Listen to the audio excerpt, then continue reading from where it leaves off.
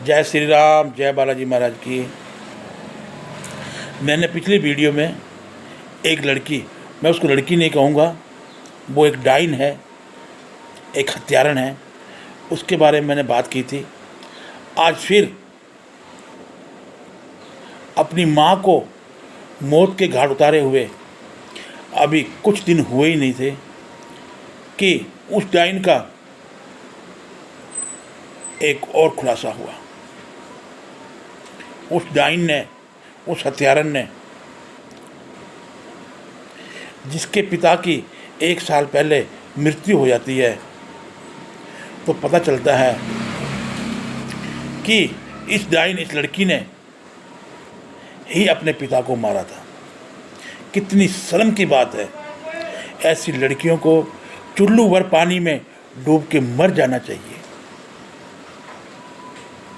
23 साल की ये लड़की LLB कानून की पढ़ाई कर रही है। सरकारी नौकरी पाने के लिए इस लड़की ने 1 साल पहले अपने पिता को भी मौत के घाट उतार दिया और अभी हाल ही में अपनी माँ को एक गाड़ी से एक्सीडेंट करवा के अपनी माँ को मार दिया। और एक बात सुनो, अपनी माँ को मरवाने के लिए इस लड़की ने 7 लाख की सुपारी दी। इसकी माँ कैसे डेथ हुई वो तो मैंने आपको वीडियो में बताया था। आज मैं आपको बता रहा हूँ कि इसने अपने पिता को किस तरह मारा।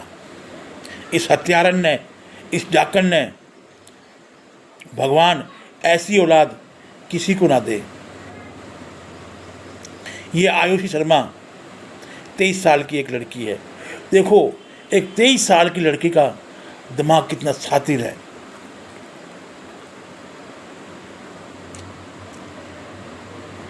एक दिन क्या होता है, विजय शर्मा, जो इस लड़की आयुषी शर्मा के पिता होते हैं, इनको ब्रेन हैमरेज हो जाता है और इन्हें जयपुर के एक मान्य तूने हॉस्पिटल में ले जाया जाता है। हॉस्पिटल का नाम है सवाई मान सिंह हॉस्पिटल, जो जयपुर में बहुत बढ़िया हॉस्पिटल है। वहाँ पे उनका इलाज होता है। इलाज कराने के बाद वो थोड़ी रिकवरी करते हैं और उन्हें अस्पताल से छुट्टी मिल जाती है और उन्हें डिस्चार्ज कर देते हैं और उनको घर पे ले जाते हैं। घर पे लाने के बाद जब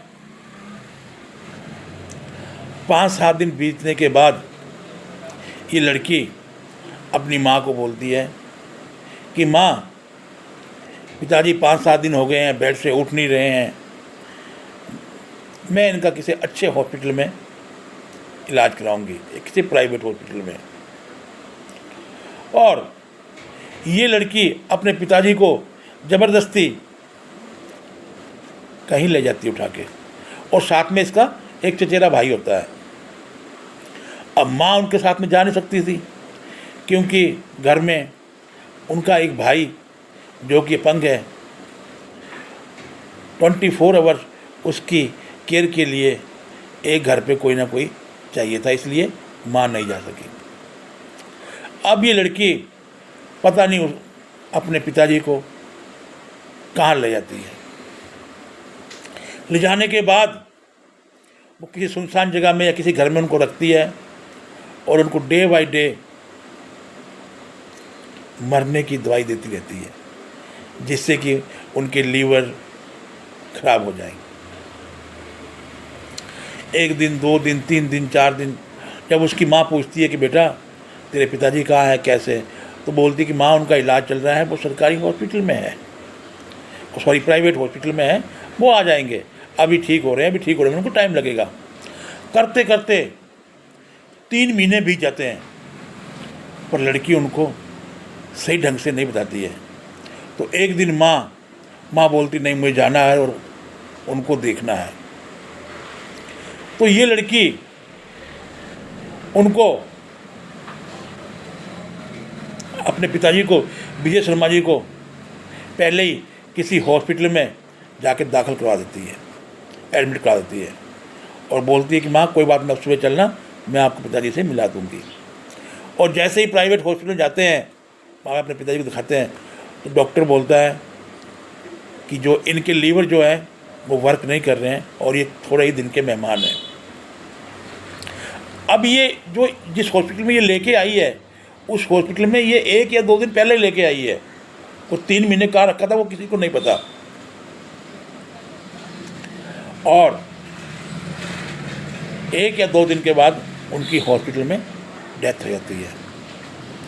आनंद फानंद में ये लड़की उनकी डेड बॉडी घर पे लेके आती है और उनका संस्कार करवा देती है, ताकि उनकी डेड बॉडी का पोस्टमार्टम ना हो। पर ये बात उसकी माँ ने किसी को बताई नहीं, क्योंकि औलाद है, बेटी है, और उनका संस्कार कर देती है। परंतु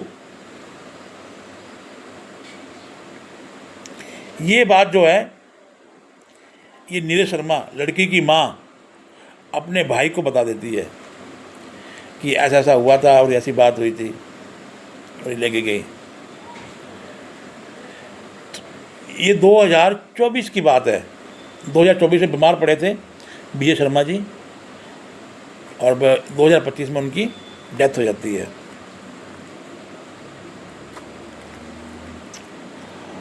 अभी हार्डली जब उनकी माता नीरज शर्मा की डेथ होती है, और उनको जब वो बोलते हैं कि नहीं इसकी जांच की जाए, जो उसके मामा जी हैं, कि इसकी डेथ ऐसे नहीं हुई है, जांच पता चलता है कि वो सुपारी दी गई है, तभी वो जो उसके मामा जी बोलते हैं कि जो उनके पिताजी की डेथ हुई थी वो भी किसी कारण से हुई है। और जब जानकारी जुटाई जाती है तो पता चलता है कि उसके पिताजी की भी मौत इस हत्यारे ने ही की है। ऐसी औलाद होना कितना बड़ा पाप है। भगवान करे ऐसी औलाद किसी की ना हो।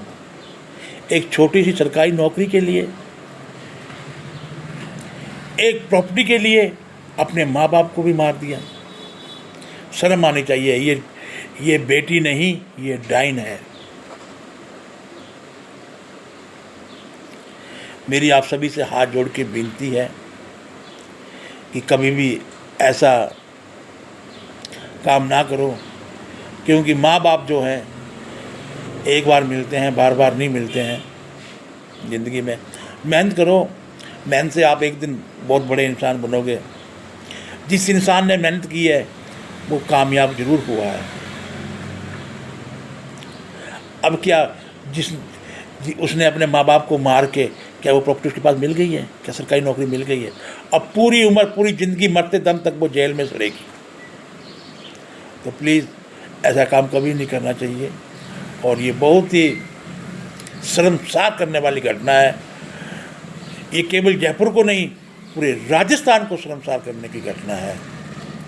और मैं तो सरकार से यही आग्रह करूँगा कि ऐसी औलाद को फांसी पर लटका देना चाहिए। आपका क्या कहना है? प्लीज़ आप भी कमेंट बॉक्स में ज़रूर कहना कि इस लड़की को क्या सज़ा मिलनी चाहिए। जय श्री राम, जय बालाजी महाराज की, जय श्री राम।